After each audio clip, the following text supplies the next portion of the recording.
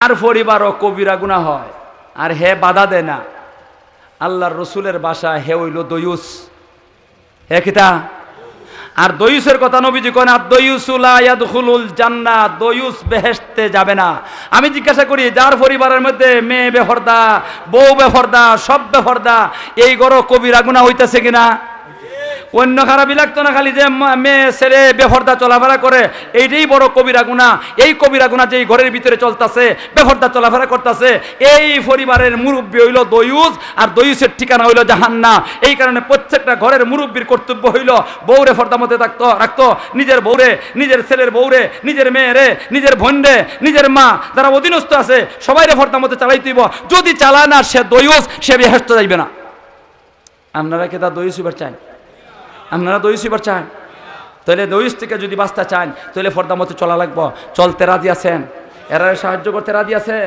কেটা কেটা পর্দার মধ্যে চালাই বা দিক খেলায়। আল্লাহ তুমি কবুল করো, আল্লাহ তুমি কবুল করো, সবাইরে তৌফিক দান করো, আমরা যেন পর্দার মধ্যে চলতাম পারি। আমার তো সময় আছে 7:30 পর্যন্ত, আমি কিন্তু যাইতে হইব 10টার আগে পৌঁছতে হইব। বাহুবল যে গন্তব্যস্থান যেখানে ওয়াদ, এখানে যাইতে আমার 2 ঘন্টা লেগে যাবো গিয়া। কাজে আমি আর যদি দেরি করি তাহলে আমার প্রোগ্রামের মধ্যে বেড়া লেগে যাবো গিয়া। এরার কথা আমি রাখলাম কিছু সময় দাঁড়াইলাম, আধা ঘন্টা সময় করছি, এরা চাইছে 1 ঘন্টা, আমি আধা ঘন্টা রাখছি। আধা ঘন্টার সময় আমি কথাবার্তা কইছি। এখন আমি আপনার আরও রয়ে গেছে মাত্র 2 পয়েন্ট কইছি। পয়েন্ট কয়টা? আল্লাহ পর্দার হুকুম কয় কারণে দিছেন? 6 কারণে। কইলাম কয়টা? আর রয়েছে কয়টা? এই 4টে কইলে আরও 2-3 ঘন্টার দরকার, আমার দ্বারা সম্ভব না। এই পর্যন্ত যতটুকু আলোচনা করছি, কয় না আপনারা এখন এতটুকু আলোচনার দ্বারা এই কথা কি বুঝবার বাকি রয়েছে? পর্দা মতে না চললে যে গুনাহ হইব, এটা কি বুঝবার আরও বাকি রয়েছে?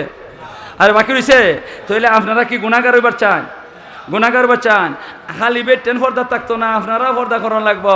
বাবিরে দেখতে পারতা না, চাচাতো বোন রে, ফুফাতো বোন রে, মামাতো বোন রে, তালতো বোন রে, এরারে দেখতে পারতা না। আপনিও যদি এরারে দেখুন, আপনিও গুনাহগার হইবা, হেরাও গুনাহগার হইব। এই কারণে বেটেন তো পর্দা করতো, বেটেন তো পর্দা করতো। কথাটা বুঝাইতে পারছি না? বেটেনতে বেটারে দেখতো না। আমরা তো একটা ভুল বুঝাবুঝি আছে। ভুল বুঝাবুঝি হইল যে মানুষ মনে করে খালি বেড টেনতে যদি বেড়া দেখে তে কুস্তাও না, বেড়ায় বেটি দেখলে অসুবিধা। এটা ভুল কথা। বেড়ায় যেমন কি বেটি দেখলে গুনাহ হয়, এভাবে বেডটা যদি বেগানা পুরুষে দেখে বেটিরও গুনাহ হইব।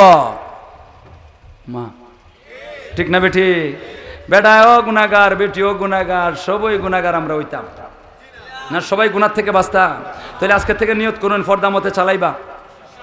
মা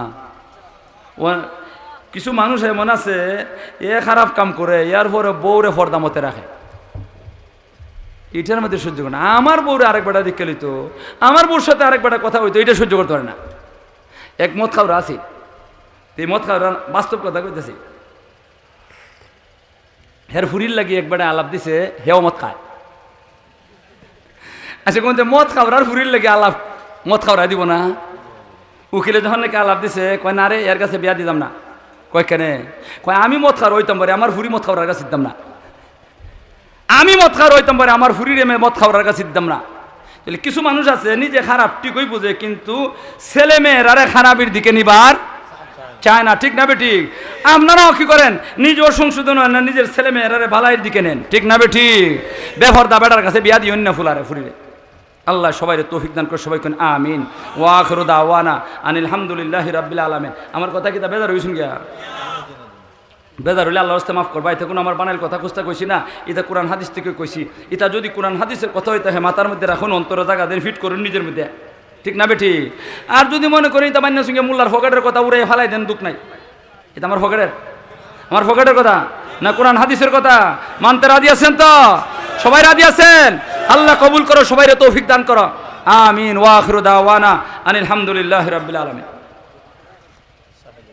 দইতো হায় হায় রে বিল হক রব্বানা যালামনা আনফুসানা ওয়া ইল্লাম তাগফির লানা ওয়া তারহামনা লানাকুনান্না মিনাল খাসিরিন। রব্বানা আতিনা ফিদ দুনিয়া হাসানাতাও ওয়া ফিল আখিরাতি হাসানা ওয়া কিনা আযাবান নার ওয়া আদখিলনাল জান্নাতা মা'আল আবরার ইয়া আজিজু ইয়া গফফার রব্বিরহামহুমা কামা রব্বায়ানি সগীরা। মওলা ইয়া করিম, আমাদের জীবনের গুনাহ খাতা মাফ করে দাও। আমরার মা বাপ, আমরার উস্তাদ, আমরার পীর মশাইখ, আমরার ছেলে মেয়ে, বউ বাচ্চা, আত্মীয় স্বজন, মই মুরব্বী সহ সারা দুনিয়ার মুসলমানদের মাফ করে দাও। আল্লাহ কবরবাসী মুর্দেগান মুসলমানরে গরিক রহমত ফরমা, নতুন পুরাতন সমস্ত মুর্দেগানরে মাফ করে দাও। আল্লাহ বিমারি ওগলে সেবা দান করো, অনেক বিমারি ওগল আছে আয় আল্লাহ, হাসপাতালে, ক্লিনিকে, বাড়ি ঘরে, রাস্তাঘাটে, গাড়ি ঘোড়ায় আল্লাহ অসুস্থ অবস্থা দিন রাত কাটাইতেছে। আল্লাহ তুমি তাদেরকে সেবা দাও। আল্লাহ আমার বাড়ি তো বিমারি কয়েকজন, আল্লাহ তুমি সবাইরে সেবা দাও। আল্লাহ তুমি সবাই কামিলা আজিরা দান করো।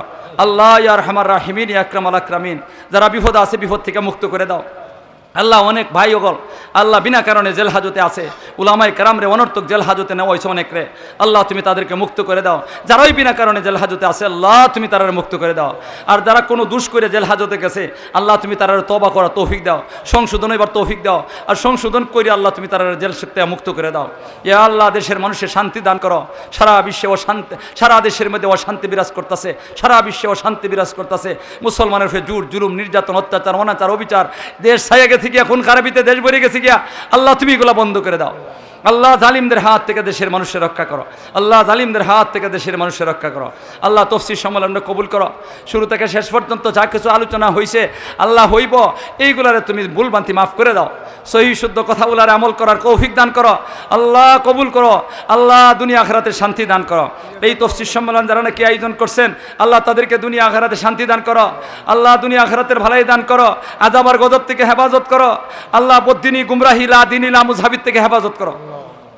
আল্লাহ বদ্দিনী গুমরাহি লা দিনী লা মুযহাবিত থেকে হেফাজত করো।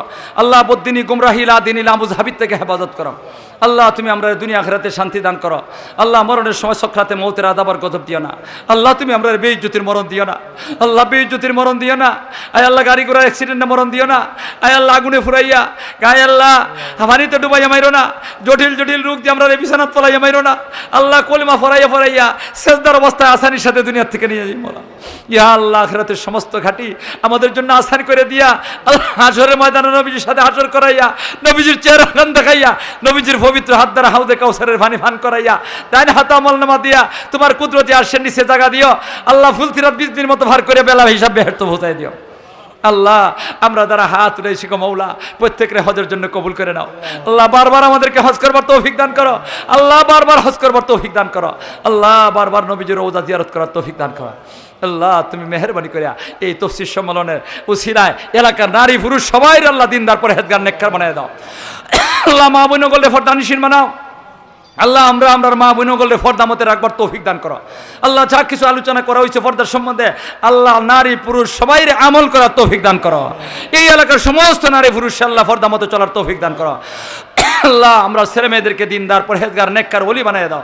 আমরা নাজাতের উসিলা বানায় দাও। ربنا تقبل منا إنك أنت السميع وتب علينا يا مولانا إنك أنت التواب الرحيم صلى الله تعالى على خير خلقه محمد وآله وصحبه أجمعين آمين برحمته.